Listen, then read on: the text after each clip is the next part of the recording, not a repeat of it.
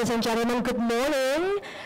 We invite you to please be seated at the available seats because the event is about to begin. All right. Assalamualaikum warahmatullahi wabarakatuh. Good morning and best wishes to all of us. Welcome to the event of AFTEC CTO and CIO community gathering collaborating with Marsh on the topic of crucial cybersecurity solution for fintech players. Let's give a round of applause.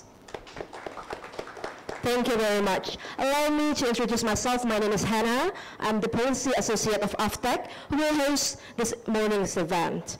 First of all, allow me as well to greet and appreciate the presence of the honorable guest, our respected Bapak Rudiantara as Chairman of the Supervisory Board of AFTEC, Mr. Douglas Ure, CEO Marsh McLennan and President Director of Marsh Indonesia, Bapak Ignatius Jonan as President Commissioner Marsh Indonesia. We would like to also appreciate the presence of our esteemed speakers and moderators, Bapak Sony Hendra Sudaryana, esteemed leader for Digital Startups Ecosystem, Directorate of Digital Economy, Ministry of Communication and Informatics, Bapak Aldi Rija Pramada, esteemed leader for Cybersecurity Maturity Assessment of the Finance, Trade, and Tourism sectors, National Cyber and Crypto Agency or PSSM, Mr. Sean Letts as Cyber Specialty Leader, Marsh Asia, Bapak Andri Kiantori as Chief Technology Officer, Link Aja, and Bapak Ari Setiadi as our Executive Director of AFTEC. Ladies and gentlemen, welcome and thank you for your presence and enthusiasm for participating in the event of AFTEC CTO and CIO community gathering, collaborating with Marsh on the topic of crucial cybersecurity solution for fintech players this morning. Should remember that this activity is a place and also a media for us to strengthen ties and also expand networking activities between fintech industry players and other industry players. And we really do hope for you guys to participate in this activity until the end of the very enriching experience. Okay, before we're getting started, let me briefly convey the schedule of events this morning.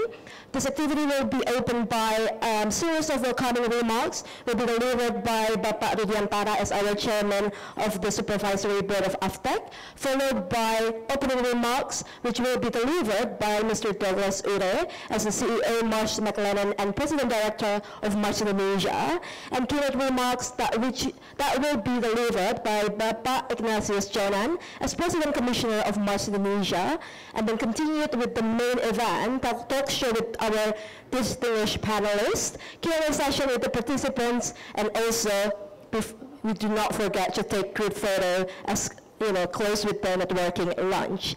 Ladies and gentlemen, cybersecurity is at top priority in the fintech industry, given the ever-increasing volume of digital transaction and vulnerability to cyber attacks. Global and domestic initiatives to address cyber issues are reflected in the strengthening the cybersecurity framework through the General Data Protection Regulator, or GDPR, as we know in Europe, and also the PDP, or Personal Data Protection Law, or UU PDP that we know here, and also the Information and Electronic Transaction Law, or UU ITE in Indonesia.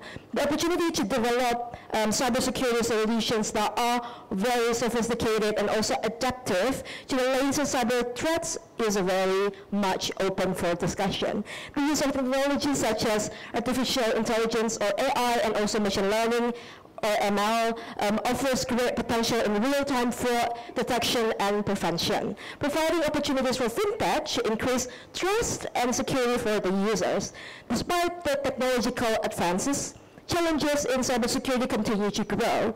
Cyber attacks are becoming very sophisticated these days and now quite difficult to detect, with estimated losses due to cybercrime in Indonesia being around $895 billion, which means reaching 1.2% of the total estimated losses due to global cybercrime, namely around $70 billion, according to Dhaka Advisory in 2022.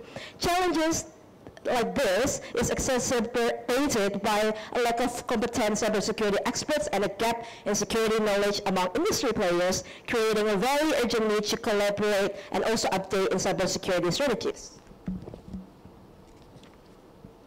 All right, ladies and gentlemen, without further ado, we will open this activity by listening together to the welcoming remarks that will be delivered by Bapak Rudiantara as our chairman of the Supervisory Board of Oftech. To Bapak Rudiantara, we invite you to come forward. Ladies and gentlemen.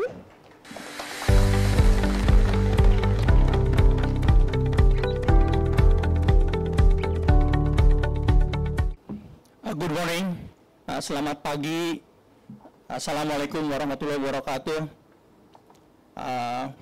Om Swastiastu, Namo Buddhaya. May peace be upon all of us. The good things today, I have a lot of friends.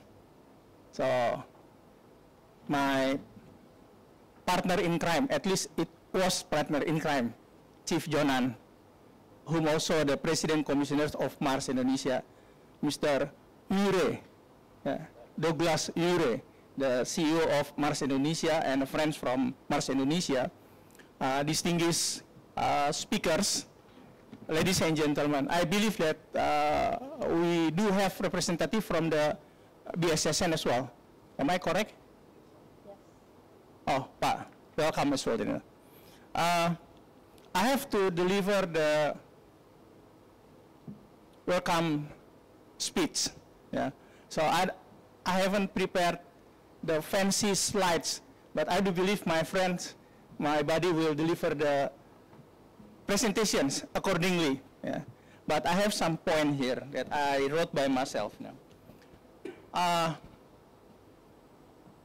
With regard into this morning session, cybersecurity and AI. Yeah. How much the loss for Indonesian due to the cybersecurity issues by 2023? 71 billion, right? 71K by cybercrime. 71,000 or 71 billion? 1,000. Or 71,000, that's peanuts, you know. That's peanut. If it is 71,000, we can ignore that one.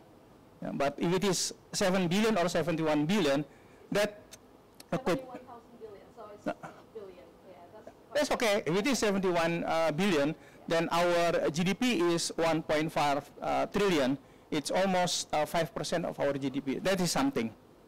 That is something. But I do believe that it is very significant, the threat of cybersecurity in Indonesia. Does this country ready to address this issue? Does this country ready to mitigate the potential cybersecurity attack? To my humble experience, when I was with the private sector and then with the government sector together with Chief Jonan, and now back to the private sector, I don't think so. I don't think so. Yeah. Now, why Indonesia is quote unquote is still naked. Kita ini masih telanjang ya, terhadap isu potensi cyber security di Indonesia. That is in a nutshell. You know. We can see from the regulatory framework point of view as one of infrastructure, we are not as advanced as our neighbors countries, like Singapore even. In Singapore, they appointed institution and persons who only dedicated to address this cybersecurity issue. We are still depends on our friends from the BSSN. Yeah. That is better even, you know, compared to we don't have BSSN in place, you know. Now we have BSSN already in place. How many years, Pak? 4 years, 5 years? Huh? Yeah, 4 years or 5 years, you know. But coming back to the cybersecurity issues, you know, I just read the articles which is issued by on the 25th April, which is last week, from UpGuard, yeah, where IBM and Ponemon Institute disclosed the cost of data breach in 2021 is, on average, is $5.7 million per institution. Yeah, this is the report from the IBM and Pennon. And we identified there are 6 biggest cyber threat in 2024. Yeah. Number 1 is phishing. Yeah. We know in bahasa Indonesia apa namanya? Soceng. Soceng is very Indonesian. It's social engineering. Yeah. Number 2 is ransomware. We experienced ransomware, I think, in the year of 2017, 2018. You know, luckily when the ransomware attacked the national healthcare in UK, we were also attacked. And the good thing, I still remember, yeah, together we addressed together with the friends from SIRT, yeah. And why I said we were lucky? Because it was holiday on Friday. Yeah. So we have a time, and the action taken by the country is very simple. You know, we communicate immediately to the public, just ask everyone to unplug the power and unplug all the cable from the device. Very basic, you know. And then to replug it on Monday, yeah, replug it on Monday, and then check all of the files, data, whether everybody or someone loses the data or the files, you know. So that is the second one, ransomware. The third one, SQL injection. Yeah. Number 4, DDoS attack. DDoS, we experience also DDoS attack, you know. I even have on my cell phone, live global cyber attack threats. This is live. From which country attack what country, whether this is also proxy or direct or something like that, you know. And then number 5 is supply chain attack. The supply chain attack, this is the company manufacturers, yeah, who has the suppliers, but they do not incorporate the supply chain as part of their risk mitigations, you know. So actually, this also happen in many sector in Indonesia. And bank drop. You know, bank drop is quite common case right now in Indonesia. What is bank drop? Bank drop is someone who access to the bank, and he control, and this fraudster control the bank account, and he did the transfer and any other transaction. This is what they call is the bank drop. So those are the threats for 2024. Some of them already happened in Indonesia now. What we have to do? Okay. What we have to do? I think Mars will elaborate in very detailed fashions, you know, because they are consultant in the cyber security. But number 1, we have to keep regularly update our data, update our file, yeah, data backup, and then we have to do the security ratings, and the most advanced one is the to have someone, the third-party security management. Yeah. I do not know whether Mars offer these services or not, you know, but at least we can outsource to the third party to do the third-party security management. That is for the cyber security. And now for AI. Everybody goes to AI. FinTech goes to AI. I learned from Chief Norman, the CTO of Dana, you know, how I'm not saying how serious, but how much do we spend effort on AI. Yeah. AI, in one hand, will improve the operations of the company, will improve the operations of FinTech in Indonesia, yeah, such as with regard into cybersecurity as well on the fraud detections and risk assessment, chatbot, virtual assistant, algorithm trading. But in the other hand, AI will also have some sort of the loophole for cybersecurity to attack. Yeah. Why? This could happen because of the wrong translations. AI, the one who control AI is us actually, is a human. If we do the wrong translation, yeah, then that can create the loophole for cybersecurity issue through AI. So in one hand, again, AI is helping us a lot, but in the other hand, AI also could be a loophole for cybersecurity issue. Why? Because we have to position AI as an augment only, not to position an AI that can replace all of the tasks that has to be performed by us. I think that's all as the welcoming remarks today. And I would like to extend our gratitude. Thank you very much for Mars and distinguished speakers, and to the presence of all of you, for us for having a better fintech environment. By this, I think I would like to conclude my opening remarks. Again, thank you very much. Wassalamualaikum warahmatullahi wabarakatuh.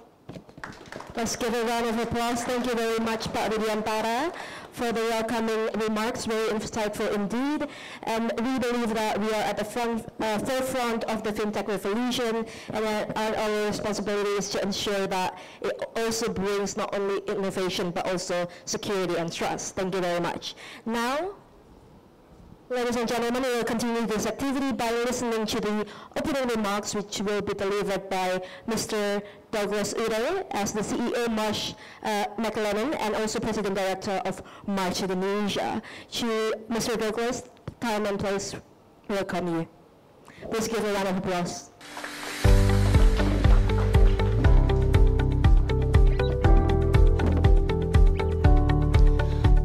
It's a pleasure to be here, and Bapak Rudiantara, thank you so much for your opening remarks. I'm not as good a speaker as you, so I need more detailed notes than you do, which is why I am standing up here. But it's a pleasure to follow you, and thank you for your words and for your wisdom and your guidance.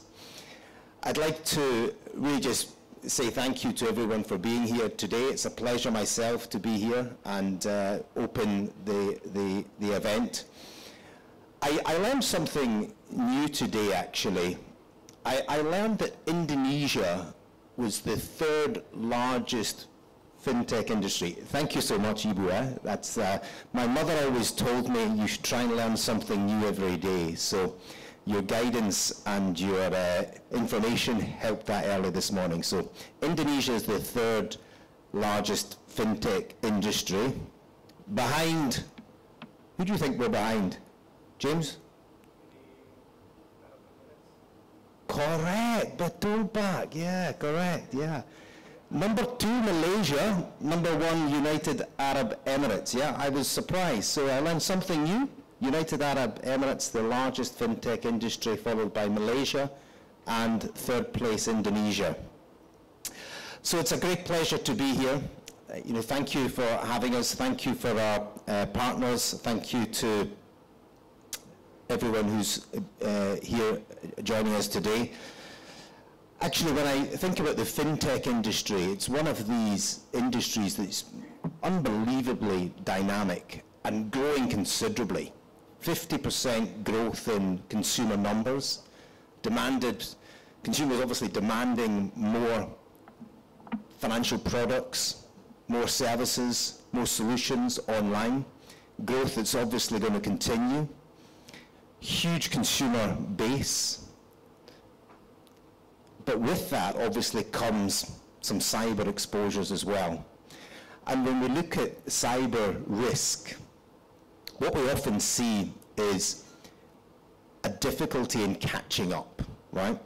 We have huge development in technology, huge development in infrastructure, huge development in consumers interacting with technology, huge amount of data and information being processed digitally,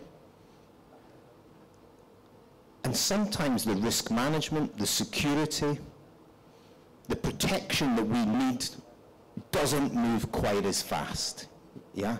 The risk management, the controls are not moving quite as fast to keep pace with the huge development of technology. And that presents a huge opportunity because, you know, the fintech industry and the support that it's providing consumers is fantastic, but it also presents a risk as well. We had earlier this morning some numbers. Actually, they're a little bit different from the numbers I've got here, so perhaps I'll share with you some of the numbers I had. I'd heard that in Indonesia, according to an advisory company, Dhaka Advisory, the projected financial losses from cybercrime in Indonesia was $895 billion US, yeah? Just in Indonesia, 895 billion. And here in my notes, I'm reading that the global losses are 71,000 billion, which I think is 71 trillion, right? If I get my zeros correct, right? So 71.6 trillion US dollars and 895 billion US dollars of cybercrime in Indonesia. I mean, that represents about 1.2% of Indonesia's economy. Sorry, that's incorrect. That represents 1.2% of total losses in the world. So quite a significant loss, quite a significant risk. One of the things with cyber risk is it's geographical agnostic, and it's one of the reasons why, for example, the insurance industry has also been emerging, because when you think about a traditional insurance loss, an insurance risk, it's usually specific to a location. You know, you have a fire, you have an earthquake. I heard there was an earthquake actually on Saturday, right? I didn't feel it, but I was in Singapore this weekend, but my two daughters were messaging me saying, "Oh, Dad, we felt an earthquake, the building's shaking," impacting a specific location. So a really bad earthquake could be quite a significant risk, but it's usually impacting one area in the surrounding area. Cyber risk actually can come from anywhere. It can come from anywhere, and it can be geographically dispersed. So it's quite difficult to quantify, quite difficult to insure against, although it can be, and quite difficult to protect, because you don't know how wide the cyber attack is going to come from. It could be an attack on one particular company over multiple locations, or it could be an attack on a specific industry sector, or it could be an attack on critical infrastructure covering a wide geographical area. The other thing about cyber that's quite unique is it can come from anywhere. You know, your cyber attackers are much, much more organized. They're much, much more resourced. Why? Because the money that they can extract illegally is huge. I mean, we heard from these numbers just earlier. The numbers are absolutely huge, and much, much more difficult to identify, and much, much more difficult to criminally prosecute, because they could be coming from anywhere in the world, and they're very, very mobile and very, very agile. And one other factor I'd like to share is the regulatory environment, like infrastructure, like cybersecurity, is also playing catch-up. The regulatory environment around data protection, around individual rights, around companies and their security protocols, still developing. The regulatory environment still developing, and actually we see very few prosecutions, very few penalties applied by governments in this part of the world. We see it a little bit more common in other parts of the world, but not hugely common in this part of the world. Marshall McLennan published a global risks report every year in Davos, and as part of that assessment, we look at what are the top risks facing the world from both a likelihood or probability as well as the severity, the consequences. And cyber security is considered to be a top 10 global risk facing the world. And rising, yeah? It's getting more severe and more significant. So, I'd like to just conclude my opening remarks. Lastly, again, a big thank you. I'd like to specifically thank a number of our esteemed speakers and contributors today. Bapak Ignatius Jonan, thank you so much, our Chairman and President Commissioner for Marsh Indonesia. Bapak Rudiantara, thank you so much for your opening remarks. We very much appreciate it. Bapak Sony Hendra Suryana, Team Leader for Digital Startups Ecosystems, Directorate of Digital Economy, Ministry of Communications and Informatics. Bapak Aldi Rija Pranada, Team Leader for Cybersecurity Maturity Assessment of the Finance, Trade and Tourism Sectors, National Cyber and Crypto Agency. Bapak Sean, in my notes here you didn't get given the privilege of a Bapak, but as you're in Indonesia, I will say Bapak Sean, Cyber Specialty Leader for Marsh in Asia, based in Singapore. Thank you for traveling and thank you for being here today.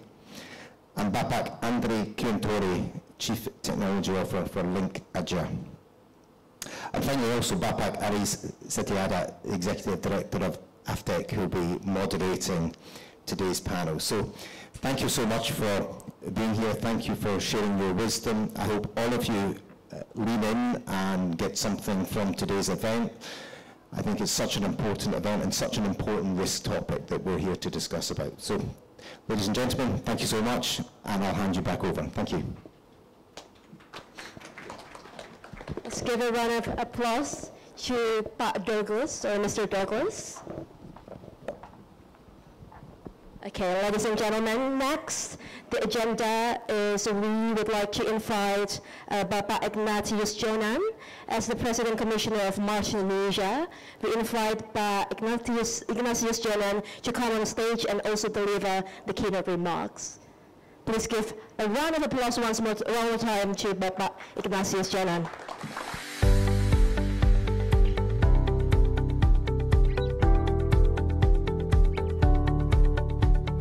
Selamat pagi, Assalamualaikum warahmatullahi wabarakatuh, dan salam sejahtera. Good morning, everybody. So I have asked permission from my non-Indonesian native-speaking persons that I need to deliver my speech in Bahasa Indonesia, because I guess only two non-native Indonesian speaking persons attending this session at the moment. So I don't need to sell anything to both of them. So, okay. Mohon izin Pak Rudi. Ini cerita sedikit. Tadi saya nyapa Pak Rudi, baru datang. Saya bilang saya mohon maaf saya pakai celana jeans, karena biasanya kalau anak-anak fintech, anak-anak teknologi biasanya pakai celana jeans.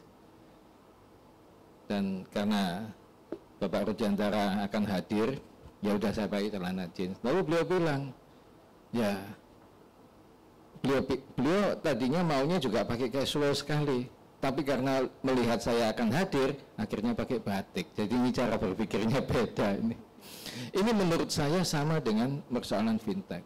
Isu fintech ini menurut pandangan saya yang paling utama adalah semua industry players di dunia teknologi or financial technology, that kind of thing. Ini kalau berbicara tentang cyber security, saran saya yang harus dipikirkan oleh Anda semua itu apa? Is the security of your customers. It's not the security for you, no. So you need to think about the security of your customers. Saya kasih contoh. Ini saya. Ya, am I technology literate? Well, I'm not that sophisticated, but I think for the average human beings in the world, I think I'm classified as a technology literate or IT literate. Saya juga chairman di Anabatik, CTI, dan sebagainya, saya kira semua tahu juga. Jadi, kenapa? Lalu dalam praktek saya sehari-hari itu, saya menggunakan fintech enggak? Jawabannya enggak. Ini, ya, enggak terlalu primitif sekali sih. Ya, saya enggak bawa uang cash ke bank itu udah enggak, gitu. I never visited my bank operations or my banking businesses, no. Tapi biasanya begini. Saya punya kartu kredit nggak? Punya. Saya pindah ke sini nggak? Enggak. Ya, karena saya tidak yakin sistem security-nya itu baik. Karena setiap kali kalau saya tanya ke banking officer yang handle ini you guarantee nggak, safe nggak? Kalau ini handphone saya hilang, itu tanggung jawab saya. Tapi kalau ini tidak safe, bisa dihack, saya nggak mau. Makanya saya nggak mau pindah ke sini. Kan bisa dipindah ke sini. Ya. Saya pakai QRIS nggak? Nggak juga. Nggak juga. Saya nggak pakai QRIS, Pak. Ya. Karena pensiun saya itu sudah sedikit. Nanti kalau dihack hilang, terus bagaimana? Nah, ya, gitu. Saya nggak juga. Jadi saya pakai tradisional kartu kredit. Ya. Pakai tradisional card. Ya. Jadi kalau kemana-mana ke seluruh dunia, orang bisa tempel, saya nggak bisa tempel. Saya pasti pakai diinjek masuk, ya, ke alatnya itu. Nah,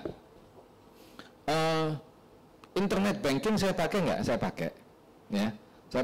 Internet banking saya pakai, HSBC dan sebagainya. Kenapa? Karena HSBC itu ada 2 steps procedure yang satunya itu you will very hard to attack, ya, apapun. Karena itu almost it's half manual, ya. Ada passcode yang harus saya ketik pakai tangan saya sendiri. Nah, itu saya percaya, gitu. Nah, kenapa saya deliver ini? Ya ditawarin sih, ya dikasih tahu dengan SSBC pakai mobile banking dan sebagainya. Saya punya sih mobile banking, ya, BNI punya, gitu ya. Karena saldonya sedikit. Kalau saldonya agak banyak, saya juga khawatir. Karena kalau saya tanya, you yakin 100% nggak bisa detect? Nggak yakin juga, Pak. Hanya Tuhan yang bisa. Nah, ini susah, gitu. Ya, jadi my advice itu on the cyberspace itu, what you need to think is the safety of the interest of your customers. Is not your own safety. That's number 1. Number 2, that you need to sit down with your customer and explain and convince them that their safety on the financial transaction is 100% secure. Kalau misalnya orang kayak, ya, Anda bilang, Pak, Bapak ragu-ragu gitu. Ya, saya pikir kalau Anda bilang, Bapak terlalu ragu-ragu, saya kira enggak. Ya, saya kira enggak. Kan saya pernah jalankan transportasi, yang risikonya itu hidupnya orang, gitu. Ya, jadi ini yang penting sekali lagi, you have to convince and you have to ensure that the security of your client's transaction is 100% okay. So, my colleagues here from Mars will introduce you on the other side of the coin, whether you want to put some insurance or you want to have some consultation or advice or that kind of additional security protection and so on. So they will explain later. Tapi yang paling utama adalah think about your customers' interest. Do not only think about your own interest.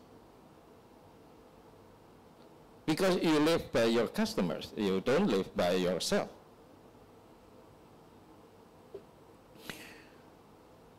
Saya kira dari saya itu saja, melengkapi tadi yang dijelaskan oleh Pak Rudiantara dan juga Pak Douglas juga.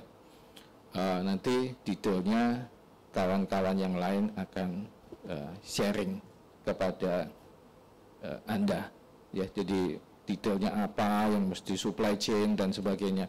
Kalau misalnya saya cerita tentang supply chain yang besar, misalnya kayak Unilever dan sebagainya, itu sampai caranya mengajarkan tentang how to protect the system, itu sampai all the way down sampai ke retailersnya.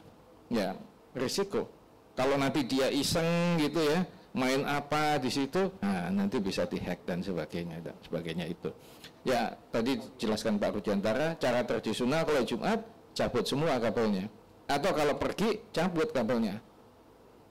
Karena kalau nggak ada listrik nggak bisa di-attack. Ya, gitu.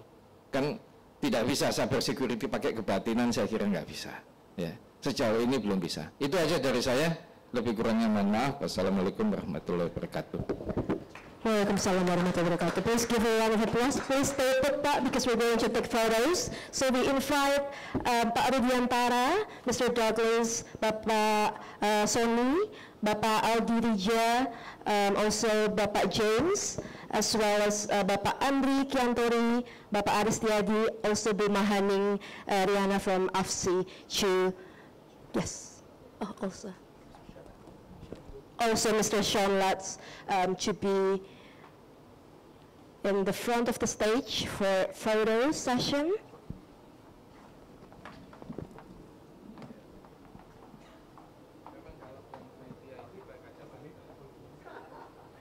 We also invite Mr. Abin as our comms director at AFTEC.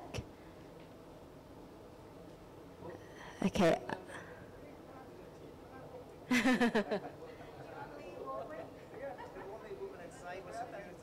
All right. Let's count in 3, 2, 1. Choose or chew on. It's like money. Chew on.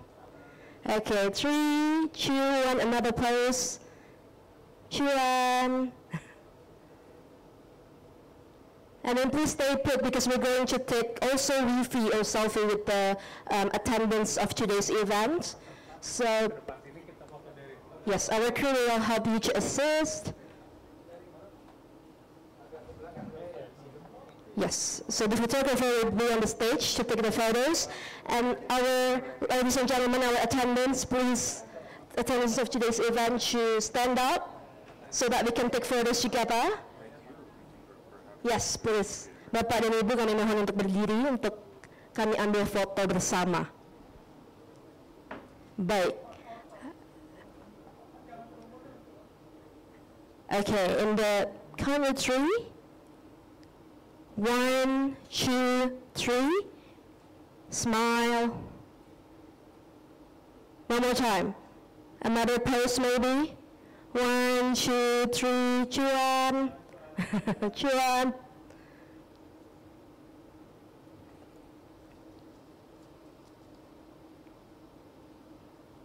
All right. Thank you very much, Bapak and Ibu, to take a photo with us, because what is an event without a memorable picture, right? All right. After we have listened to the remarks, to the earlier remarks, now is the time for us to enter the talk show session, what we're looking forward to have today.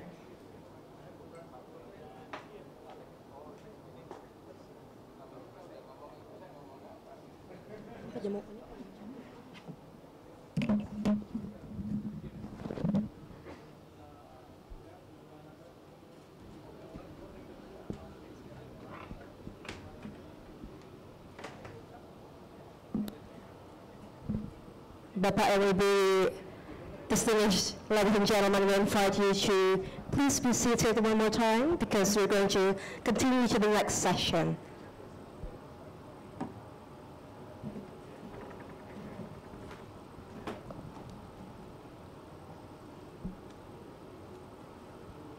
Okay. After we have listened to the very insightful remarks, now is the time for us to enter the talk show session, which focuses on the topic of crucial cybersecurity solutions for fintech players. For this reason, I invite the moderator of the day who will guide the talk show session, Pak Aris Setiadi, as Director of AFTEC, to move to the front. Before we start, also allow me to read Bapak Aris' short profile. He graduated with a Master of Public Administration in Development Practice from Columbia University, focusing on sustainable development, good governance, and social inclusion. He has a rich background in writing with contribution to various publications and co-authoring books on Indonesia's budget. Currently, he leads the policy agenda of AFTEC, also working closely with regulators and policymakers to advance Indonesia's fintech sector, aiming to bridge the gap between fintech and public policy. With 14 years of experience in Indonesia's Ministry of Finance, he has provided the key insights into macroeconomic updates and financial system stability. Additionally, he also shares his expertise by teaching economics and public policy at Politeknik Keuangan Negara STAN. Without further ado, the stage is yours, Pak Aris. Give a round of applause. Thank you so much, Hannah. Good morning, everyone. It's a pleasure to be moderating the important session today, and also it's a pleasure to see everyone after an Eid break to finally see the CTO and CIO community of AFTEC as well. And thank you as well to Mars for joining the collaboration with AFTEC and also AFSI. And in AFTEC, digital trust is always the key. Without the trust from our consumers, financial and technology are important for our consumers, for our public. So discussing the crucial cybersecurity solution for fintech players is a place for us to discuss. And I will be moderating with 4 distinguished speakers. Today, the first one is Bapak Sony Hendra Sudaryana, Team Leader for Digital Startups Ecosystem, Directorate of Digital Economy, Ministry of Informatics and Communication. Pak Sony, we invite you to the stage. And then the second one is Bapak Aldi Riza Pramada, Ketua Tim Pengukuran Tingkat Kematangan Keamanan Siber Sektor Keuangan, Perdagangan, dan Pariwisata BSSN, Pak Aldi Riza. And then third one is Mr. Son Letts, Cyber Specialty Leader, March Asia. Son, please come to the stage. And then last but not least, Bapak Andri Kiantori, Chief Technology Officer of Link Aja. Pak Andri.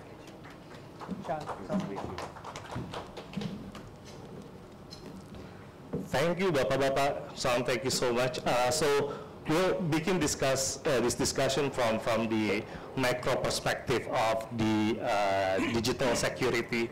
I will ask Pak Sony. So in terms of the fintech sectors, it supports of course, the overall digital economy ecosystems, and then it supports as well the overall digital system in Indonesia. And then how does Kominfo view the importance of the cybersecurity in Indonesia, and in particular for the fintech because it relates to the financial aspect? Okay, probably we started with what Kominfo does for the last 10 years. Probably we cannot talk about digital economy without the infrastructure. So the first thing, we built the basic infrastructure. We built the internet connection. Right now we connect around 211 million people already connected to the internet, and we built fiber optic cables with Palaparing project, around 500,000 kilometers in fiber optics to connect all the islands in Indonesia. It's probably 9 kali keliling bumi kalau kabelnya diolor ya. So the first thing is to build the infrastructure. The second, to prepare the human capital. Jadi ada 2 pendekatan. The first is salah satunya untuk melindungi masyarakat. We have a program to digital illiteration. One of the focus is digital safety. So a lot of people when enter the internet doesn't know what to do with it. Sehingga banyak konten-konten negatif. So daripada ngeblok, salah satu kita berpikir to literate them with digital safety, digital ethics, digital skill, and there are four digital program that we enhance to the public. And then the second, we are also focusing digital talent for the how to run the digital economy. We have a digital talent scholarship. One of those focused on digital security also. So we every year around 100,000 people join the program. Not completely only cybersecurity, but other sector also. We have a scholarship. We not do it by ourselves. With all the stakeholder, universities, and then also boot camps like a startup for cybersecurity. And the last one, I still remember my former boss, Pak Rudiantara, said for our ministry, less regulate, but more on facilitate and accelerate. Probably that's what's Kominfo focused on. Yeah, thank you, Pak Sony. So it's a battle of supply and demand, right? As you mentioned before. So it's quite impossible for us to always close all the negative or the effects, but we also have to improve the digital literacy of currently there are 200 million of Indonesians that has been involved in the digital sphere. So I'm going to Pak Aldi from BSSN. Pak, kalau dari perspektif BSSN sendiri yang menjadi prioritas untuk mengamankan infrastruktur digital nasional kita itu dari aspek apa saja, khususnya yang terkait dengan keuangan, Pak? Baik, terima kasih. Mungkin saya sampaikan dalam bahasa Indonesia karena sebagian besar almost of the audience is come from Indonesia. Merupakan tanggung jawab is responsibility for BSSN to give literacy about the cybersecurity. Baik, saya akan sampaikan dalam bahasa Indonesia bagaimana prioritas BSSN terkait cybersecurity atau keamanan siber. Jadi dalam perspektif kenegaraan, mungkin Bapak Ibu kenal ada namanya Undang-Undang ITE, ada PPPST dan sebagainya. Nah, di situ ada salah satu bagian dalam hal perlindungan sistem elektronik. Jadi BSSN dalam hal cybersecurity adalah salah satunya baru aja ada peraturan presiden terkait perlindungan infrastruktur informasi vital. Bahwa informasi vital yang dimaksudnya adalah bahwa di dalam sistem elektronik itu ada kemungkinan risiko terjadinya kerusakan dan gangguan yang dampaknya kalau BSSN, perspektif BSSN itu bukan dampak lokal ya, perusahaan dan sebagainya. BSSN itu lebih melihat dari dampak secara nasional. Jadi dalam hal ini khususnya di IV, kita singkat, kalau BSSN itu menyingkat IV itu ada 8 sektor Bapak Ibu. Ada administrasi pemerintahan, energi, transportasi, keuangan, kesehatan, TIK, pangan, dan pertahanan. Oke. Salah satu sektor yang menjadi bagian terpenting di IV adalah sektor keuangan.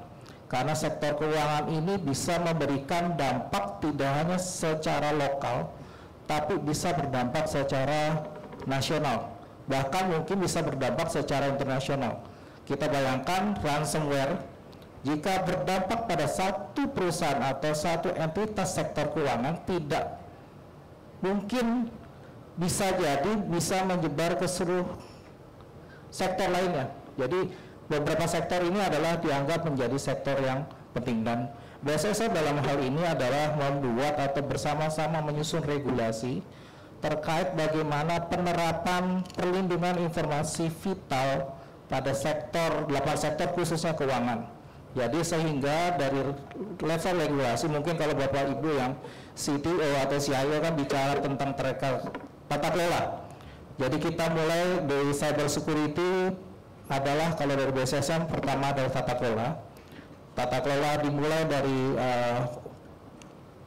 regulatornya. Mungkin di sini ada OJK dan Bank Indonesia, itu adalah kemitraan BSSN dengan beberapa stakeholder tersebut. Kemudian literasi keamanan siber, karena memang penduduk Indonesia itu jumlahnya banyak, jumlahnya sangat besar, dan kalau 1% aja orang yang terkena serangan siber itu saya rasa sudah cukup besar. Dari 400 juta orang kena 1% aja kan sudah cukup signifikan. Apalagi kalau kita hitung tadi berdasarkan informasi terkait dengan nilai uang dan sebagainya. Mungkin dari perspektif BSSN seperti itu, Mas Yud. Terima kasih Pak Aldi. So digital literacy has been mentioned twice, both from Pak Soni as well as Pak Aldi. So Pak Aldi previously also mentioned that Indonesia has a couple of new regulations in place in terms of securing how the transaction, digital transaction in Indonesia, both from the law level with the new or newly revised Information and Electronic Transaction Act, as well as a couple of presidential decree in place. And in Indonesia, there are eight sectors that currently being the priorities in terms of the cybersecurity, and finance is one of the most top priority as it involves not only a local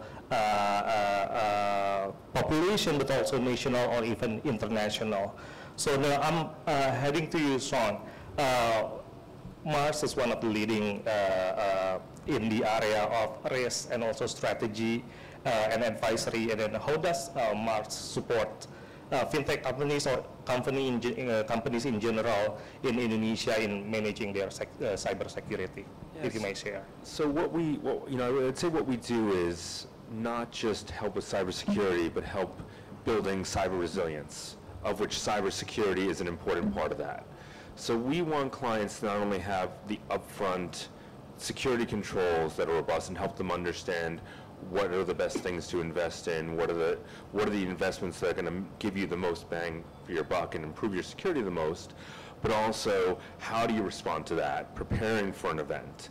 And then, the real resilience part is, are you financially ready for that event, and do you have the things in place, the vendors, the others, so you can minimize any impact to your reputation? So it's having the security, it's being prepared and knowing what to do in the case of an event, and then having the right financial controls and access to the people and vendors you need to mitigate the effects of that. Because, as we know, even if you engineer and invest in a ton of security, even the most sophisticated organizations in the world, as we just saw last year, some ICBC Bank in Japan, Microsoft, others have experienced events. And so it's very likely that any company out there is vulnerable, and so you have to be prepared and resilient and able to survive when an event does happen. Thank you so much, Juan. So now I'm heading to Pak Andri. From the player's perspective, what are the current challenges in terms of the cybersecurity issue that most of fintech companies or your company face? Okay, thank you, Paris. Of course, we in technology company have more challenges concerning the cybersecurity, but in perspective of the what we are, the technology can be involved in the cybersecurity. We believe that the technology not only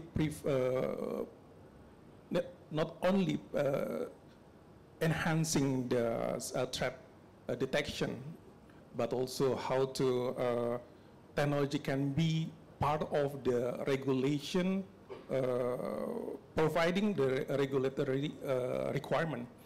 I give some of perspective, another perspective concerning the technology itself. In the, in the protecting data and then transmitting data, we have a lot of the tools or a lot of the framework terms, how to encrypt advancement data, and also we, in the perspective of the development of product, we not only monitoring the product at the end, cybersecurity attack at the end of the product development, product life cycle, but also can come from the start from the product development. So we have agile, we know the agile framework development currently, and then the other perspective concerning the technology itself, we can providing the new perspective concerning the technology, what the technology can be become one of our consideration for the regulation, because in our sector, financial technology sector, the regulation is very tough. We have to give proactively to the regulator what the technology can be give their potential to protect the industry itself. This is the how the technology can be supported, regulation perspective. Yes. So Pak Andri mentioned about the agility of the company is one of the key requirements in facing the cybersecurity issues in Indonesia. And I'm back to you, Son. You mentioned also cyber resilience, because the cyber attack is always there. The threat is also regularly updated, or quite actually in fast manner. And then in terms of your experience in Mars, then can you provide an example and case or study on how the intervention or contribution of Mars that has been successfully enhanced the cybersecurity for the clients? Yes, of course. I mean, I can provide many, but I'll try to kind of focus on a couple that I think are really informative. You know, I think what we're really good at Marsh is we have a lot of experience not only in cyber risk but across many areas of risks in being able to interact not only with the operational side of the business but also the management, finance, and so we're able to bring together a lot of different stakeholders. And so we were working with a fintech that had done a great job in securing their development, their testing, and their production environment for the platform that they were developing. However, they hadn't thought they needed to implement that same type of security in their corporate environment, which was separated. However, the realization wasn't understood by the people running the security just how much sensitive partner and client information was running through the corporate network. And it wasn't necessarily appreciated how disruptive it would be to the business if that corporate network experienced a ransomware attack and others. And so during the kind of insurance underwriting, risk identification process that we took them through to really understand not only their controls around the platform, but the whole corporate environment, did they understand these gaps? And we were able to explain those issues not only to the technical side, but to the business side. And so they're able to significantly improve that. That resulted in a great deal of benefits. It also had the added benefit of helping the corporate side and the development side start to be able to talk to each other better, because we've kind of bridged that gap. And also we helped in a very specific instance.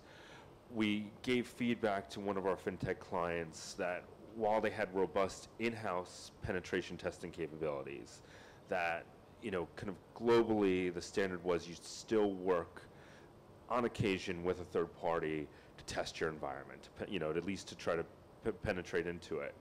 The reason being that someone will come in and look at your environment in a different way and see something your internal testers did not. There was initially resistance to that, but we kind of described the benefits not only from a security perspective, but from an insurance perspective. And they agreed to do that, and they came to us a few months later and said that actually that third party was able to identify a vulnerability that they hadn't identified themselves. So that's a very concrete example of it. So yeah, it's important to note that cybersecurity requires a multi-stakeholders approach. As you mentioned before, it's not only about the fact, but also in terms of the product and business development, and even in the larger scale, as Pak Andri previously mentioned, it requires as well to have the regulation in place to support. So I'm back to Pak Sony and Pak Aldi, from the regulatory sides. In terms of the regulatory and policies, you mentioned also, as well previously on the digital talents, challenges that happens in Indonesia. But what are the other main challenges, Pak Sony, in terms of the implementations of the regulation that has been in place? We have UITE, we have a couple of presidential decree, as well as a regulatory approach. Yeah, probably there are three approach that the ministry is focusing on. The first is regulate. Because of a lot of regulation, Undang-Undang ITE, and then PDP Perlindungan Data Pribadi, data privacy, dan turunannya ya, nanti kedepannya akan there's gonna to set a body to implement the Undang-Undang PDP. Tapi yang menarik adalah kalau kita ngelihat permasalahan di transaksi online ya, kita ngelihat 92% itu tentang data pribadi. Jadi menariknya data pribadi itu bukan hanya dari sisi penyelenggara, tapi lebih banyaknya itu di pengguna. Jadi seperti yang dibilang Pak Yonan tadi, fokus bagaimana melindungi para pengguna. Kalau dari di Kominfo sendiri ada regulasi, mungkin teman-teman udah tahu about pendaftaran ya, registration about the penyelenggara sistem electronic system provider. Itu sebenarnya untuk melindungi masyarakat. It's not a permission atau izin atau apa, tapi lebih kayak report, Pak. Lebih kayak prosedurnya kayak gimana, sehingga kalau if something happens, the government knows siapa yang bertanggung jawab, who was responsible, and then the team handle-nya, SOP-nya seperti apa, lebih ke situ. Yang kedua, supervise. Regulasi kadang harus disupervisi juga, karena di situ yang melanggar, kalau di Kominfo kan ada action terakhirnya adalah setelah peringatan ataupun teguran, itu pemblokiran di ujung ya. Karena semua at the end of the day everyone has to comply with the regulation. The supervising is very important in menerapkan aturan. Dan yang terakhir ya basic tadi, melihat angka 92% is about data privacy breach. We need to educate more, nggak cuman on the provider side like this kind of event, but also on the market. I still remember everyone said probably 10 years Tokopedia, Bukalapak is burning cash through commercial, through something like that. But I don't see it that way. They shaping the culture. No one, dulu kan gak ada yang percaya. No one believe that if I click this, barangnya akan datang. Nggak ada yang percaya. That's why Indonesia a lot of COD at the beginning of the e-commerce, and then it took probably 10 or 15 years to educate the market to percaya bahwa sistem bisa reliable dan bisa aman untuk transaksi on e-commerce. Probably for the cyber security is still we need to invest more on educate the market and also educate the provider of the system. And then dari Pak Aldi, tadi Pak Sony juga menyebutkan banyak kasusnya di Indonesia itu dari personal data protection gitu ya, data breach, hampir 92%. Nah, kalau dari BSSN sendiri Pak, apakah ada program khusus yang dirancang atau diinisiasi untuk mengatasi tantangan keamanan siber, baik dari sisi company tentunya maupun dari sisi users? Oke, terima kasih ya. Jadi ini berkaitan dengan pertama ya tadi bahwa BSSN sudah ada melaksanakan dalam hal ini tadi peraturan presiden terkait perlindungan informasi vital. Di dalamnya perlu ada implementasi yang akan diterapkan kepada tadi ada 8 sektor, salah satunya sektor keuangan. Dan dalam penerapan berikutnya lebih rinci, kami BSSN itu melibatkan OJK dan Bank Indonesia untuk lebih detail dalam hal tata kelola dan regulasi di keamanan siber khususnya di sektornya. Dari OJK mungkin ada stakeholdernya di bawah, Bank Indonesia dan sebagainya. Kemudian terkait hal tersebut dari BSSN juga kami melakukan kegiatan cyber drill exercise. Jadi cyber drill exercise adalah latihan, ibarat kalau kita latihan perang, kalau tentara latihan perang di hutan. Nah, BSSN mengadakan event namanya cyber drill, jadi kita latihan seolah-olah kita menghadapi insiden. Itu salah satu program atau event yang mungkin diselenggarakan oleh BSSN.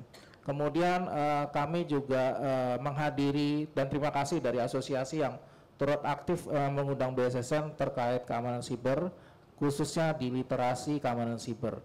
Jadi di cyber security yang dicari itu adalah weakness, terlemah. Sisi terlemah dari cyber security adalah manusia. Mungkin Bapak Ibu punya perangkat dan sebagainya, we can upgrade, patching, update. Tapi faktor human, manusia itu gimana kita mengupdate-nya, bagaimana kita mengupgrade-nya, dan bagaimana kita melakukan patching dari sisi manusia. Nah, ini adalah bentuk tadi literasi. Kemudian berikutnya kami juga berkolaborasi dengan OJK juga melalui OJK Institute. Jadi OJK sudah cukup aware dalam hal keamanan siber. Jadi OJK Institute itu seperti lembaga pelatihan yang dimiliki OJK khusus di materi keamanan siber. Ini melibatkan kami BSSN untuk memberikan materi dan mungkin menjadi narasumber terkait di cyber security. Mungkin dari saya cukup, Pak. So the approach has also been multi-stakeholders.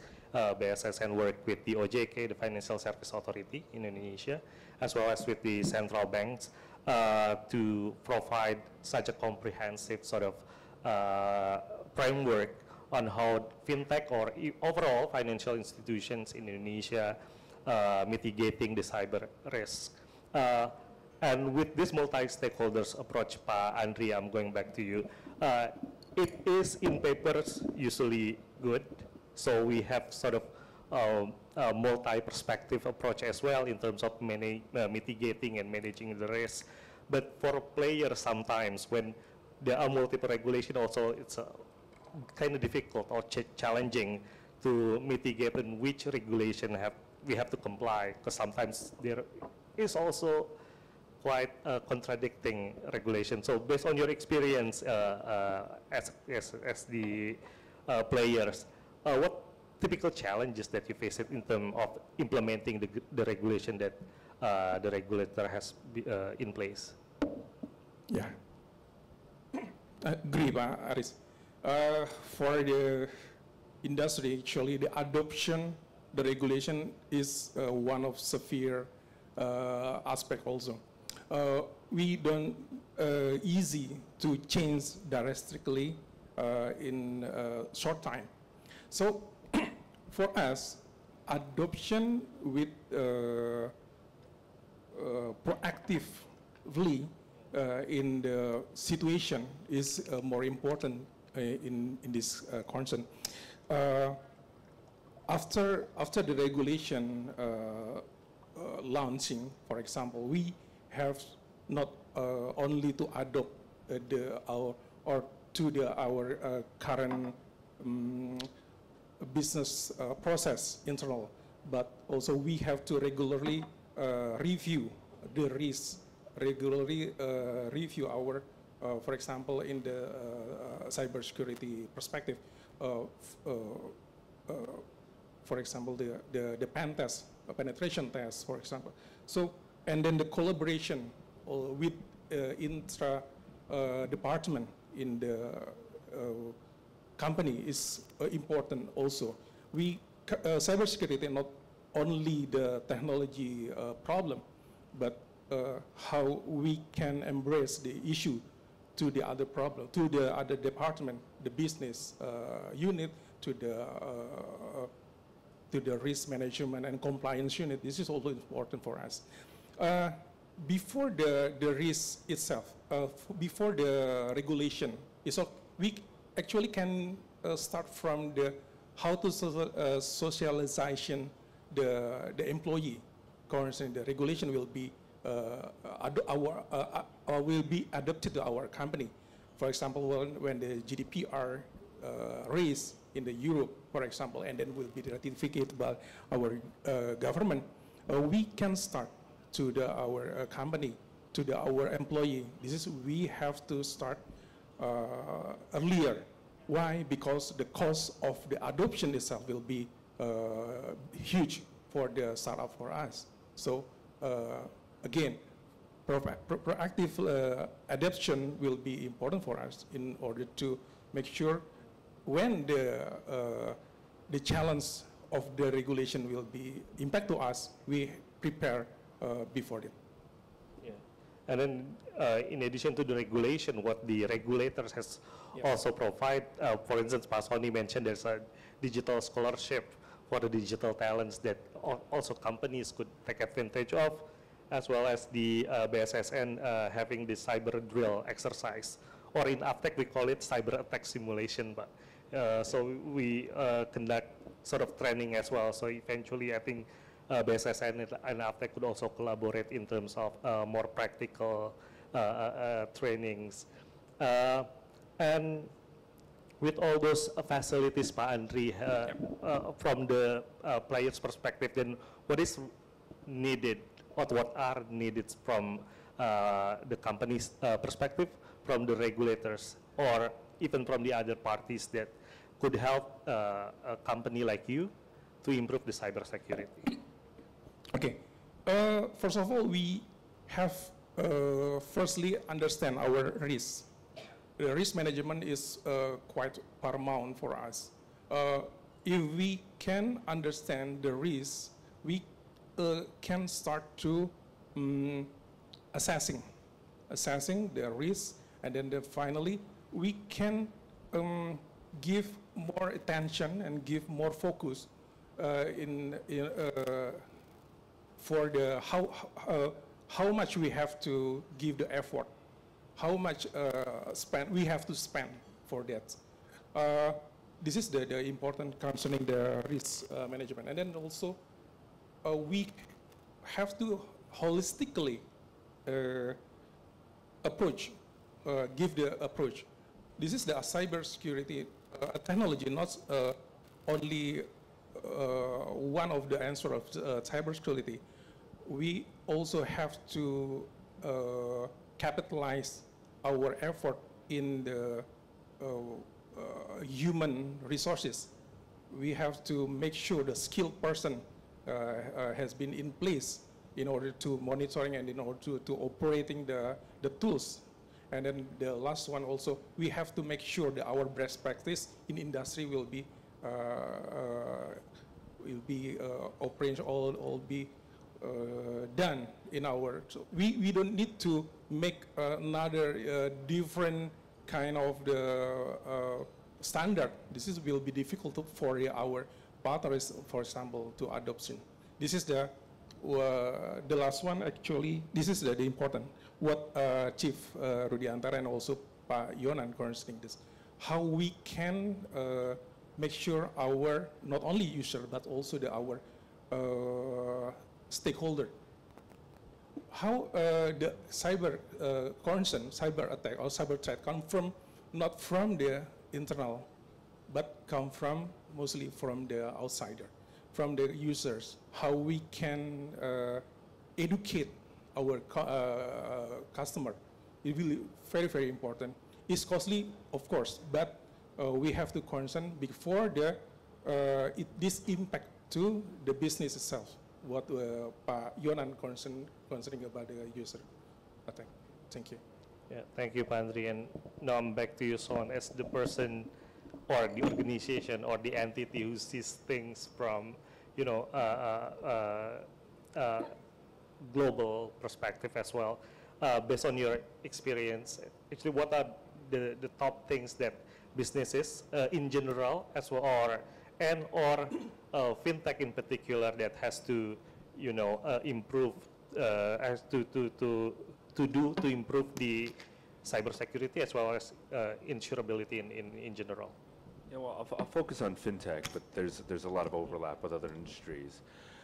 You know, I'd say from a technical point of view, the number one thing you can do is improve your access controls. And the nice thing about that is that there's a lot of very cost-effective, low-cost measures that you can implement to do that. So obviously everyone's kind of very, you know, external access, I think people are aware of, but really implementing a zero-trust environment makes a big difference. You know, your users' devices should be re-authenticated quite frequently, and they should be doing that as often and as practically as possible with multi-factor authentication. And I think the insurance market and we have seen that, you know, multi-factor authentication, that kind of access controls, internal and external, makes the biggest difference to preventing and mitigating. Because even if you manage to compromise, you know, that second factor authentication once, it's very difficult to do it twice, and then even more difficult to do it 3 times. And so even if they get it initially, you can really stop a lot of attacks early. The second thing I would say, which is very specific to fintechs, is really, you know, having security throughout your development, testing, and production environment. And, you know, similar to my story earlier, you know, not only be doing that internally, but using trusted third parties to really check your work and to test and try to break your product. You know, I know we've seen, and the insurance market has seen, that when you're doing that, it's not perfect, but you're much more likely to be able to detect vulnerabilities in your platform before a threat actor does. And then I'd say kind of the final thing is similar to what you were talking about. You know, really implementing enterprise-wide cyber risk management. So not just the security controls, but understanding, you know, being able to answer 2 questions and explain that to everyone in the company. You know, what is the size of your risk, and how good are you at mitigating it? Because when you can say those 2 things, everyone else can understand each other. The CEOs and the CFO can understand why you're asking for money for additional security, because they understand, you know, how it's going to mitigate and what the size of that exposure is. You know, you as a security team are going to understand how what you do impacts the business operations better. So I think doing all those things, it's nice, but it leads to a culture of security that has many benefits that you know, we couldn't even name right now. Well, yeah, that's very important notes to be taken. So I will invite our participants to the Q&A sessions. We currently have a couple of minutes left, but perhaps if there are 1 or 2 participants who would raise the questions to our panels. Yes, there's one. Asher. Thanks. Yang baju biru.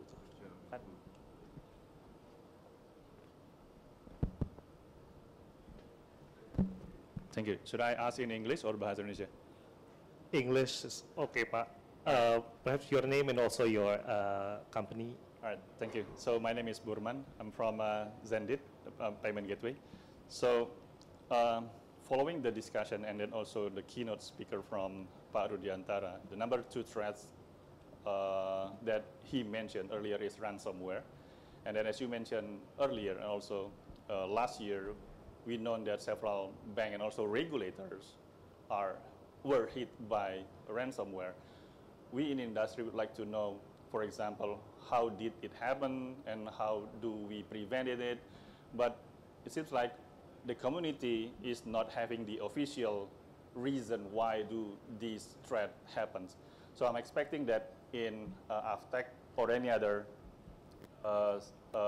community, or can we have a sharing sessions, something like if you are coming from financial industry, there is a FSI sex that is sharing what kind of a threat in the same industries. So can we have this in Indonesia, because it could be transfer, or the same actor could hit fintech A and then also successfully hitting fintech B, the same IOC, the same TTP. So those kind of threats are coming in through our thinking. So what do you think about creating that kind of sharing FSI set like in Indonesia? Thank you. And the question is addressed to? Especially for the BSSN, because I believe that as the coordinator in Indonesia, we expected from BSSN because they have a visibility that we don't have. Thank you. Pak Ardi. Oke, saya sampaikan dalam bahasa Indonesia. Tadi lebih mention ke ransomware ya, mungkin ransomware. Oke, tadi sudah disampaikan oleh Pak Rudiantara, Pak Johan ya, bahwa threat atau ancaman 2024 tadi ada 5, kurang lebih saya ulangi lagi. Pertama phishing, kedua ransomware, berikutnya DDoS, kemudian SQL injection dan supply chain. Oke.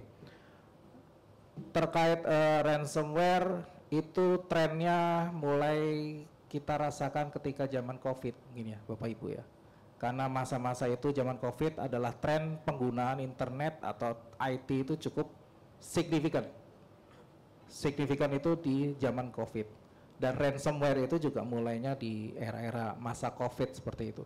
Walaupun sebetulnya ransomware itu sudah ada sebelumnya, cuman hitnya atau ramenya itu di masa-masa COVID.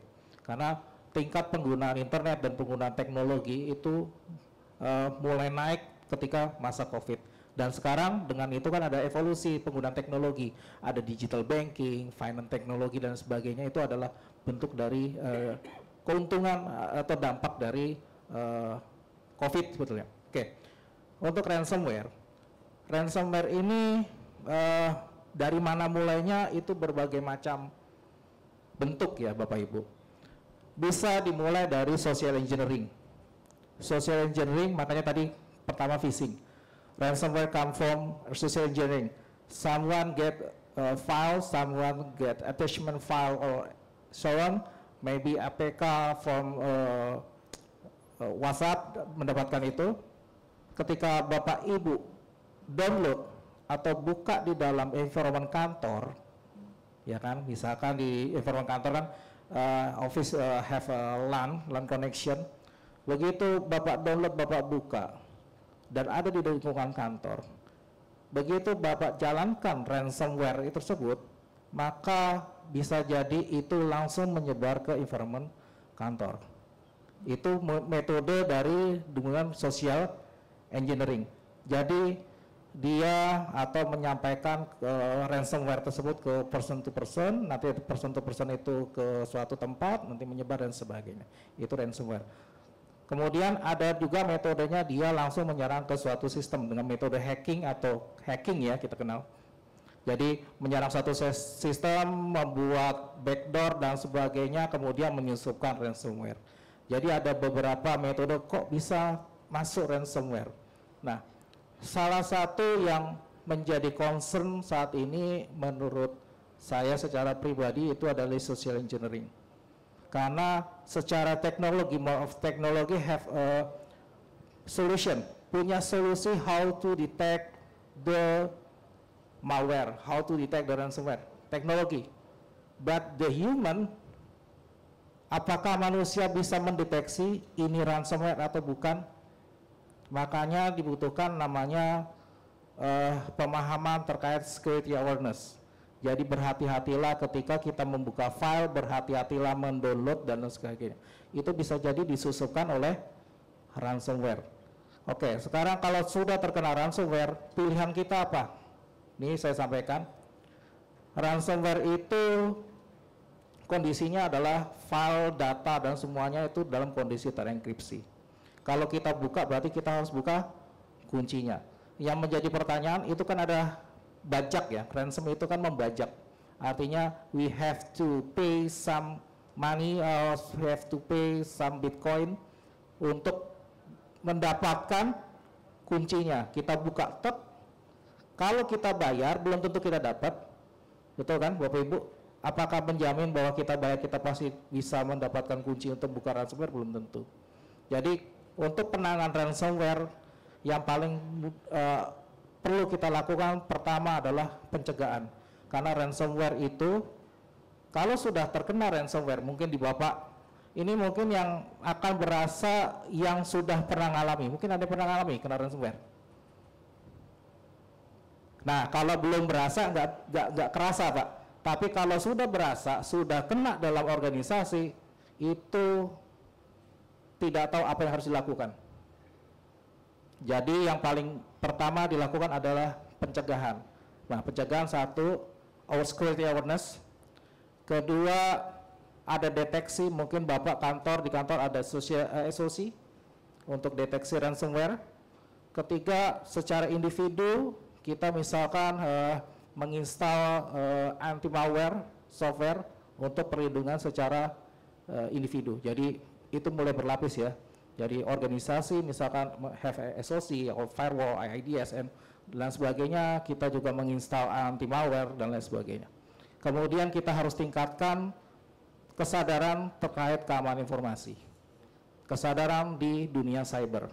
Mungkin dari saya seperti itu, Pak. Terima kasih. Mungkin tadi ini juga Pak Aldi, tadi dipertanyakan juga apakah dimungkinkan di BSSN itu ada semacam shared database gitu, jadi jenis ransomware seperti apa gitu yang sudah dialami perusahaan A sehingga perusahaan B bisa antisipatif terhadap ransomware yang sama. Oke, kalau daftar ransomware misalkan, karena konfidensial ya Bapak Ibu ya, insiden siber itu bisa jadi pembelajaran, bisa jadi aib. Saya to the point ya Pak ya. Insiden siber bisa menjadi pelajaran atau sebagai aib. Menjadi pertanyaan, apakah organisasi perusahaan mau mendeklar saya terkena ransomware? Tidak ada. Bahkan kalau bisa jangan sampai tahu. Oke. Jangan sampai tahu kan, karena itu kalau organisasi terkena ransomware berarti ada permasalahan di reputasi, trust dan sebagainya. Itu kan Bapak Ibu. Saya terkena insiden siber, bisa jadi tadi konsumennya pergi, beralih dan sebagainya. Makanya kalau kita terkait itu hal tersebut, BSSN punya daftar listnya memang ada. Oke. Dan daftar list itu saat ini belum kita provide ya.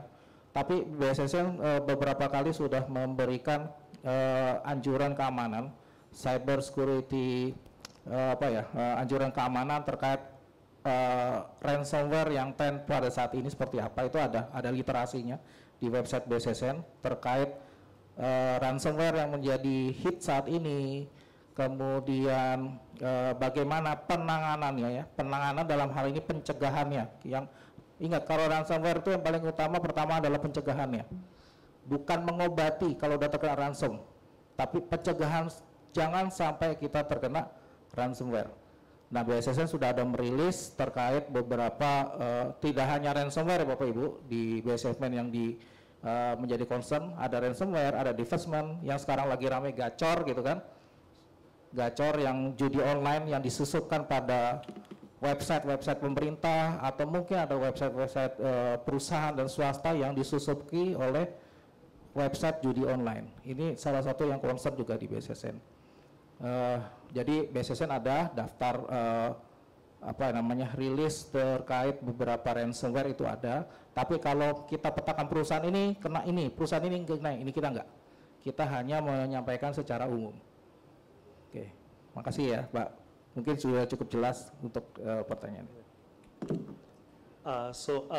The question wasn't addressed to you, Sean, but I'm interested to hear the international benchmark or experience. So Pak Aldi previously mentioned that the ransomware, phishing, and other cyber security threat was a spike during the COVID pandemic, along with the actually improving or the boost in the digitization of the financial services like bank or insurance and so on.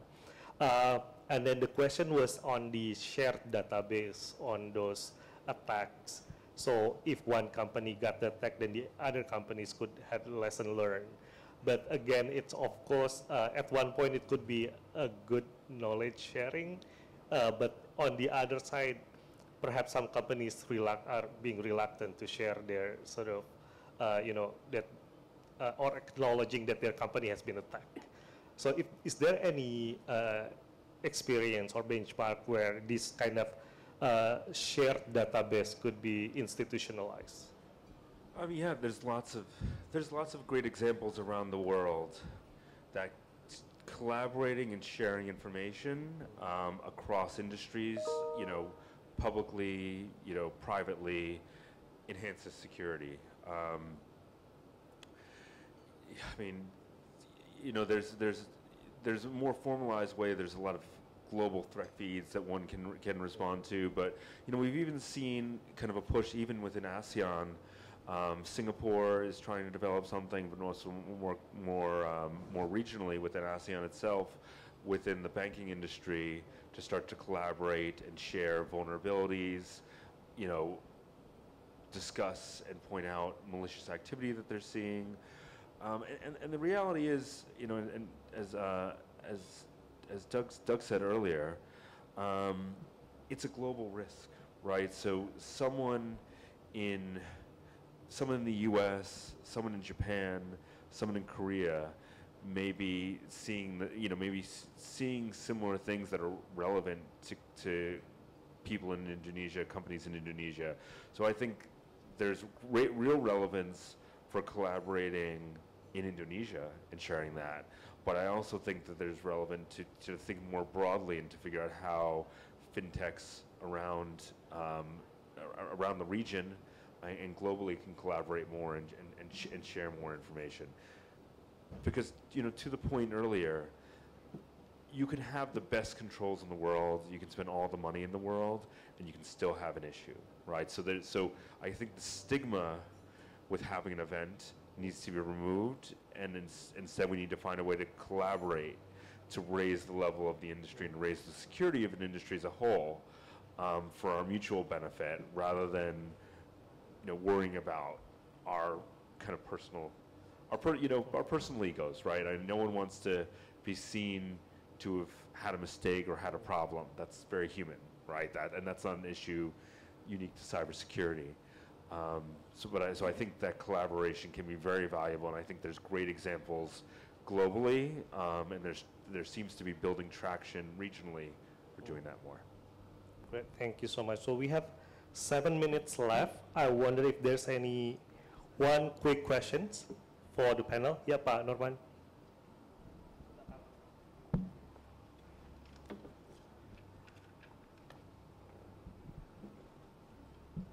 Thank you. My name is Norman. I am from Dana. From the notes from Pak Rudiantara this morning, he mentioned that one of the biggest challenges that we face as an industry is social engineering and ATO, account takeover. And then usually attacking systems is harder, requires specific skill set, tooling, and so on. But compromising the user is the easiest way to compromise the whole systems. And then that I think what have been happening in Indonesia, where the fraudsters, the attackers, is actually compromising the user. And then Indonesians' digital literacy may not necessarily up there, not to mention financial literacy, and we are in an industry of digital finance, so it's a multiplication of this illiteration. And then issues like people, when they ask their OTP, their PIN, their password, they just like voluntarily giving it away. So I just want to understand what usually been done in the industry in other part of the world to deal with such situation where the weakest link is the consumer, the users, the illiterate people that easily giving away username, passwords, PIN, OTP, and so on. Thank you. And Pak Norman, the question is addressed to? Anyone that may have some insights on this area. Yeah. Thank you. Digital literacy and financial literacy and literacy of it's a great question. And I think just thinking more broadly, we discuss this a lot. There's this fear that kind of AI will replace the need for humans to do things, And actually, you know, when dealing with any kind of social engineering, the best way to deal with it is actually through people and through training and through education, both internally and externally. To your point of how do you deal with it, how do you protect the consumer, in some ways, and I think, you know, I live in Singapore currently, and I think Singapore does a good job of it. It's actually very sometimes frustrating dealing with the banking apps and the financial apps in Singapore because they're constantly making you jump through hoops to do anything. And so while that can be frustrating as a consumer, I also understand that that's designed to protect me from myself, right? Because, you know, if I have to do 3 steps to do something, each time I'm doing that step, I'm going to think, wait a second, does this make sense? You know, why does this person need why does the bank have to call me for me to read them my OTP? That doesn't seem to make sense, right? And so I think, you know, there's this balance that I think people find, you especially, and I think especially with fintechs, right? You want your app, your platform to feel so seamless and nice and user-friendly so that people want to use it. But I think you also have to balance that with making it sufficiently challenging that it's going to be more difficult for a threat actor to convince someone to do something stupid, for lack of a better word, right? So I think, you know, I think adding those hoops, but also educating the consumer why those hoops exist is important. And I think in Singapore they do a really good job. You know, every time you do something, they say, you know, we're doing this to protect you. This is for your, why this hoop, why this hurdle exists. So I think that is the best way, is to kind of ironically reduce and make the customer experience more frustrating, but educate them as to why you're doing it. And you know, hopefully over time, and you know, as generations shift and people get more used to it, they'll be more comfortable with the hoops that you're jumping through. Pak Sony, perhaps. Wah, sebenarnya problemnya basic banget, Pak. Itu sering diamalin Kominfo juga. When we build kayak BTS baru gitu, terus tiba-tiba orang di desa tiba-tiba punya handphone, SMS pertamanya Anda menang undian. This is through SMS. This is banyak banget ya. Bukan yang canggih-canggih amat kayak minta password, itu canggih dah. Udah ada aplikasinya.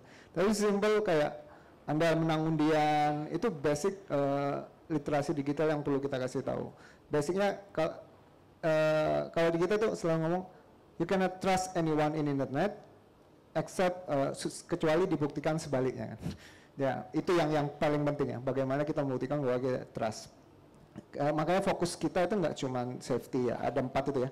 Digital skill, termasuk basic skill untuk tahu oh ini scam, ini apa ya. Kemudian ethics juga, safety, dan juga culture yang perlu kita bangun. Karena nggak gampang membangun culture, terutama yang di digital. Kita bertahun-tahun financial literacy, Pak ya. Tapi dengan adanya untuk dapat akun bank itu kan butuh bertahun-tahun ya. Tapi ada digital jebret langsung lebih cepat lah daripada ketika banking, zaman banking. Kita juga impactnya itu harus kita antisipasi. Salah satu ya, mau nggak mau ya educate. Emang effortnya panjang seperti tadi ketika kita nge-build ekosistem e-commerce ini, it took years and took a lot of effort dari players ataupun dari pemerintah. Nah, kita ngelihat pemerintah juga fokus 5 tahun terakhir kita target to educate around 50 million people di seluruh ini. Jadi tiap tahun kita around 10 juta. Sampai tahun ini total mungkin hampir 50 juta teredukasi dengan literasi digital. Di dalamnya juga hal-hal seperti yang disampaikan tadi. Tapi kita lebih basic lagi sebenarnya, karena siapa yang tanggung jawab ketika ada konektivitas baru, kemudian banyak korban di daerah itu kita yang Kominfo yang selalu jadi sasaran tembak untuk di daerah. Itu sih dari saya tambahan. Pak Aldi. Oke, terima kasih. Jadi kembali adalah sisi human yang salah satu weakness dari cyber security, rantai cyber security adalah manusia. Yang disampaikan tadi sudah sampaikan ada edukasi, training dan sebagainya. Sekarang kita lihat dari tadi kita cobalah perspektif dari sisi consumer. Kita coba posisikan apakah kita sebagai customer, apakah kita mendapatkan edukasi dari perusahaan Bapak? Apakah finance teknologi perusahaan-perusahaan ini sudah memberikan security awareness ke customer? Misalkan membuat informasi, misalkan broadcast melalui media sosial atau akun-akun milik pelanggan bahwa mereka harus aware terhadap cyber security. Nah, ini mungkin menjadi security campaign yang bisa dilakukan oleh finance teknologi, yang mana kan kita perspektif customer, tidak semua pelanggan itu paham atau mengerti terkait ancaman atau serangan yang mungkin mereka alami di dunia siber. Apalagi mungkin di platform-platform itu ada kerentanan, ada celah yang sebagainya yang mungkin bisa digunakan untuk social engineering, yang mungkin bisa dilakukan campaign yang dilakukan oleh perusahaan, misalkan menyampaikan hati-hati menggunakan OTP, jangan OTP disebarkan dan sebagainya. Itu salah satu bentuk campaign, walaupun itu cukup membosankan mungkin bagi orang yang belum mengalami, saya bilang. Bagi orang yang sudah mengalami, itu adalah sesuatu yang sangat penting bagi mereka. Jadi campaign itu bisa dilakukan oleh perusahaan terhadap customer-nya. Satu. Kedua, campaign mungkin bisa dilakukan oleh asosiasi kepada stakeholder-nya. Jadi kita mulai secara bersama-sama. Jadi cyber security itu bukan tanggung jawab A atau tanggung jawab B, tapi semuanya holistik. Perusahaan juga harus bisa memberikan edukasi ke customer-nya. Perusahaan juga memberikan edukasi ke organisasi. Apakah sudah memberikan edukasi terkait cyber security ke karyawan pegawai? Dilakukan atau tidak? Setahun, 2 tahun, 3 tahun, atau tiap bulan dan sebagainya. Jadi edukasi di cyber security itu harus dilakukan secara berkesinambungan dan terus menerus, supaya itu menjadi tadinya suatu hal yang langka bagi mereka, itu menjadi suatu budaya, culture. Culture itu kan sesuatu yang sifatnya kita umum, biasa. Tapi kalau sekarang kan agak aneh ya, password 12 karakter, A, B, C, D, huruf besar, huruf kecil, apalagi agak susah ya, apalagi penduduk Indonesia nih, belum tentu aware terkait penggunaan password. Bisa jadi password bineka tunggal password. Mungkin Bapak Ibu merasakan kan, satu password untuk semua aplikasi, biar gampang gitu kan. Tapi kalau di cyber security, satu password itu bisa membuka banyak aplikasi. Artinya satu password itu ada celah untuk semua aplikasi. Nah, itu kan perlu diedukasi.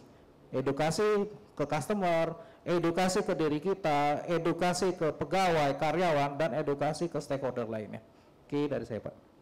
Yeah, that's interesting, Pak Sony and Pak Aldi. So even as simple as a scam using the SMS, that mentioning that you win the prize could lead into a bigger problem in the consumer perspective. And Pak Aldi also mentioned how most of Indonesian using one password for all apps or all financial services, that could also definitely lead to bigger problems in terms of the cyber security.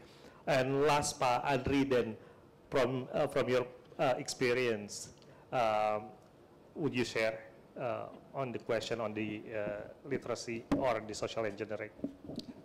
Yeah, I agree with Pak Norman. We came from the same industry, right? Digital literacy user is very severe for us. This is the issue, not come.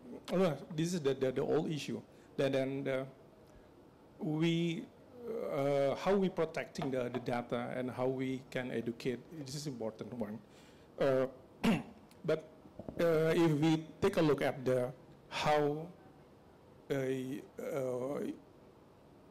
user experience, I mean, this is about the user experience.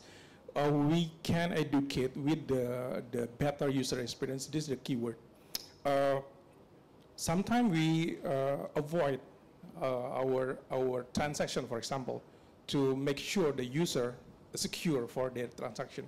This is more important than the business itself. That's why start beginning from we develop the BRD, business requirement document, for example. We involve not only about the technology or product team, but also the compliance, risk management, and business also. That's we brainstorming a lot of how we can protect not only about how we get the business itself, but how we can protect the data. This is also important.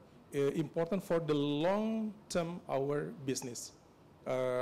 That's why, for my perspective, actually, how we can make sure the business impact can be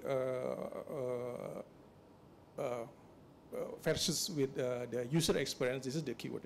So, how educate, how we can put a personal in the user operational who educate day by day. The user is very important. This is the one we can do for now. Before, of course, we very rely on how the government can be more socialized over coming about the cybersecurity threat, because for the industry, for the startup, for us, it's very costly. So we have to make sure that our action is can be accurate and be make sure that not burden our business. This is my perspective. Definitely, Pak Andri. 895 billion US dollar a year is a huge cost for the society. So I think we have to wrap up the sessions. It has been a fruitful discussion. If I could sort of summarize this discussion into two things to follow up, is we as the industry need to improve the financial and digital literacy.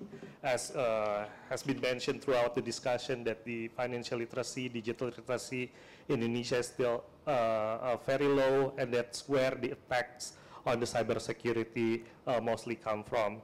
And then the second one is that we need a holistic approach in terms of the regulations from the regulator's perspective, as well as on the international benchmark, as you, Sean, has provided, would be very helpful if it's regularly then shared, as one of our participants has asked previously. And then third one is on the collaborative efforts, and AppTech as the associations is always thankful to our members who actively participate in events like this, where we share our knowledge and experience. And we thank as well Pak Sony from Kominfo, who has been always supportive to the AppTech event. Pak Aldi, BSSN, has been a close acquaintance for AppTech as the associations.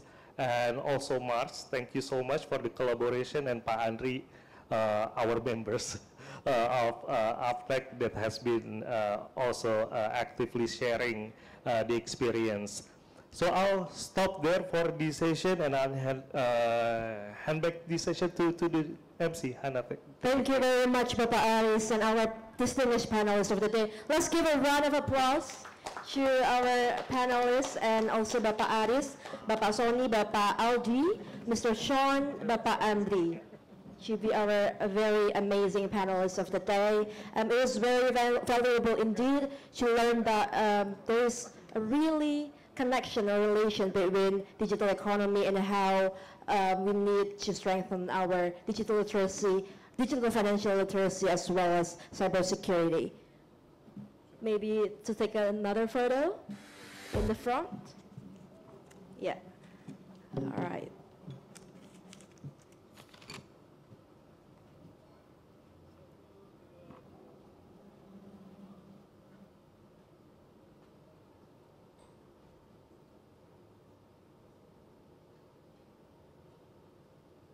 Okay. Ladies and gentlemen, please give a round of applause again to our panelists and our moderator of today. Thank you very much. And now, before moving on to the final peak of our event of the day, we invite you to fill in or scan the QR code for the feedback form of the day should give us valuable insight and also feedbacks for our improvement for the next event. We also inform you that you will get a merchandise if you fill in the feedback form and the QR code that we share in our slideshow right now. And ladies and gentlemen, before we actually invite you for our lunch that will be provided at the back of the event venue today, we also inform our VIP guests that we will invite you for our lunch at the VIP holding room at the back. On behalf of the organizing committee, we would like to thank you and extend our thanks to AFSI and March as our partners to organize the event, as well as our distinguished speakers and also VIP guests who have attended the event, as well as ladies and gentlemen who have participated in the event until the end. Thank you very much for your support and attention. See you in another event with AFTEC and AFSI. Wassalamualaikum warahmatullahi wabarakatuh. Thank you very much.